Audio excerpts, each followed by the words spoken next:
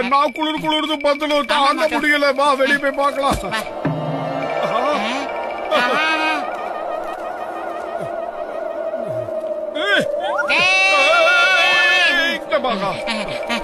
ஆமா, நம்ம ஊருக்கு திடீர்னு என்னாச்சு? எந்த பக்கம் பார்த்தாலும் வெறும் பனி மூட்டமா இருக்கு. மட்டும்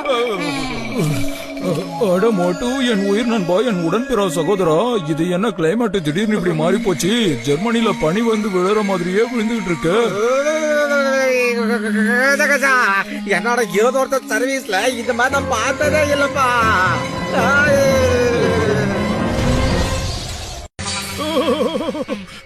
என்ன குளிர் குளிர்ந்து பந்தலும் தாங்க முடியல. வா வெளியே போய் பார்க்கலாம்.